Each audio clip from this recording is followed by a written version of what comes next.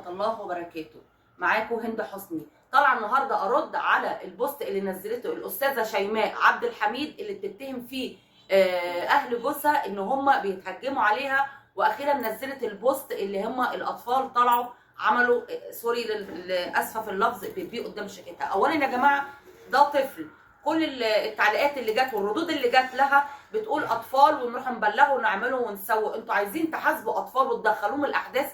يا جماعه احنا كلنا كنا في يوم من الايام اطفال وكنا بنغلط. ما وصلتش ابدا ان حد يروح يعمل محضر في حد ويوجه له تهمه زي ديت بخصوص اطفال ويدخلهم الاحداث. انتوا كلكم متفاعلين معاها وانتوا سامعين من ناحيه من طرف واحد بس. انا معايا طليق السيده شيماء وهو هيرد علينا. مساء الخير يا استاذ محمد. مساء الخير يا فندم. حضرتك دلوقتي ردك ايه على اللي بتقوله استاذه شيماء ان اولا ان حضرتك ما بتسالش على الولاد، ما بتصرفش عليها، مع ان هي اساسا كاذبه، ولازم تعرفوا ان هي كاذبه اصلا من غير ما نسمع اي حاجه، لان الراجل ده موظف ولو هو ما صرفش هي مش عويله ان هي توصل له لحد شركته وتعرف تخليه ازاي يصرف عليها. وكلنا عارفين دلوقتي القانون، طالما الست وصلت لباب المحكمه وراحت وقدمت خلع من جوزها ماشي، مش المفروض ان احنا كلنا اساسا نبقوا واقفين في صفها؟ عارفين طالما الست وصلت لباب المحكمه يبقى خلاص بقت سكتها وحياتها كلها بالمحاكم. استاذ محمد، حضرتك انفصلت عن استاذه شيماء، هي طلبت منك الطلاق وانت ما كنتش موافق؟ طلبت مني الطلاق كذا مره وانا ما كنتش موافق عشان مصلحه العيال وعشان ما يشردوش وعشان انا خايف عليهم وعشان هي ست مش مسؤوله وعشان هي يعني ما تعرفش لا تكون مسؤوله عن اولاد ولا تعرف تربيهم كويس اصلا، لان هي يعني دائما وابدا سر النزاع بيني وبينها ان هي كانت عايزه تنزل وعايزه تشتغل وانا ما كنتش عايزه اخليها تنزل ولا تشتغل عشان خاطر تحافظ على العيال وتربيهم. حضرتك كانت هي في احتياج لشيء للماده؟ انا عارفه ان حضرتك موظف خالص. اولا انا كنت بشتغل صبح وليل، انا كنت بخش يعني انا كنت يعني برضه يمكن زمايلي كلهم عارفين اللي انا كنت بنزل من بيتي الساعه 7 الصبح اخش بيتي بالليل الساعه 2:30 3 بالليل. كل دوت عشان خاطر ان انا ما اخليش بيتي محتاج لاي حاجه، وجميع الناس شاهدين على الكلام ده من جيران ومن موظفين زمايلي ومن كل اصدقائي. بتشتغل ايه يا استاذ محمد؟ انا بشتغل الصبح مهندس، وبعد الظهر كنت بشتغل طبعا بعد اللي حصل لي كنت بشتغل في محل، ويعني برضو كان مرتبه بيساعد مع المرتب بتاع الصبح كويس، ان هو كان الحمد لله بيعيشني كويس وبيخليني مش محتاج لاي حد في اي حاجه ومكفي بيتي تماما تماما تماما. يعني راجل موظف محترم مهندس، يعني مش بتاع بلطجه ولا صياعه ولا قله الادب اللي هي عماله تحكي فيها دي. انا الحمد لله رب العالمين مشهود لي الحمد لله بالكفاءه والنزاهه والاحترام وعدم تدخلي في مشاكل اي حد نهائيا، حتى في البيت حتى في شغلي حتى في اي مكان. الحمد لله رب العالمين جميع الناس بتحبني، جميع الناس بتحترمني، جميع الناس بتقدرني كويس جدا جدا جدا، وعارفين مين هو محمد. انا مفيش حد شافني الا محبيني، حتى اهلها قالوا لها محمد ده بامانه خساره فيك، بامانه. يعني اهلها قالوا لها الكلام ده وقالوا لها بجد الراجل ده عاش معاكي فتره صعبه وانت مش مقدره النعمه اللي انت فيها. هي حاولت الرجوع معاك الايام اللي فاتت يا استاذ محمد؟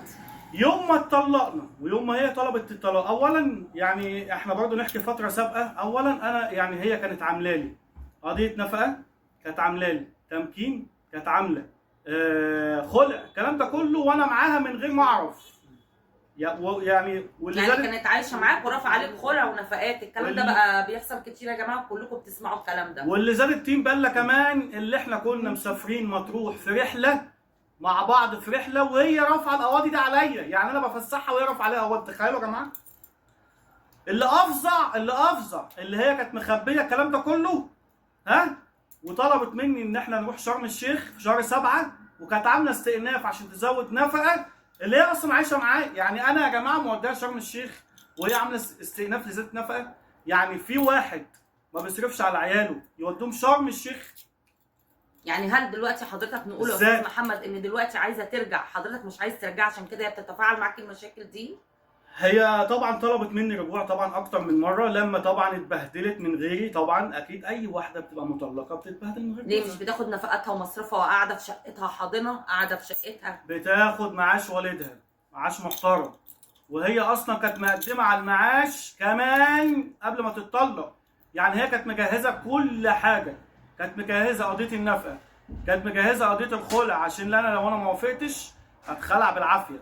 كانت عامله محضر، ملفقه محضر من غير ما اعرف يا جماعه، وانا معاها والله عامله محضر ضرب. انا شكل واحد بضرب بامانه.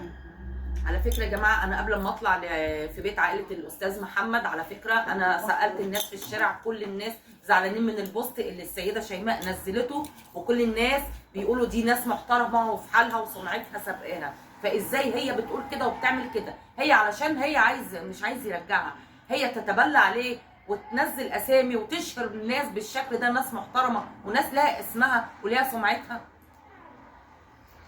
وبعدين طبعا بعد ما احنا اتطلقنا، طبعا انا برضو يهمني مصلحه العيال. يوم ما اتطلقنا وطالعين من عند المأذون، عطيتها نفقتها في ايديها، وانا ما كنتش اعرف ان هي رافعه عليه نفقه.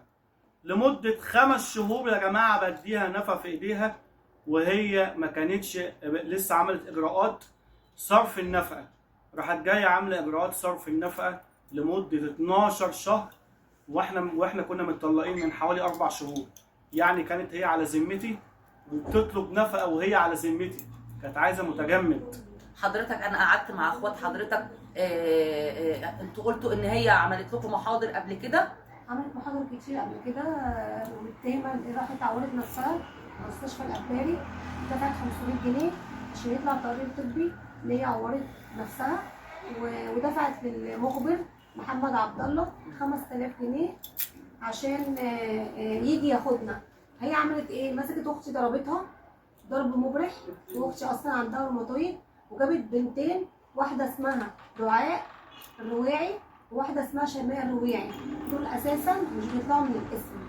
راحت عملت جابتهم ضربوا اختي، هم الثلاثه ضربوها على السلم، وهي صوتت على اساس ان اختي اللي بتضربها، وانا جايه بجري اشوف في ايه. راح حصل اللي حصل، وعملت المحضر ده وانا اصلا ما شفتهاش،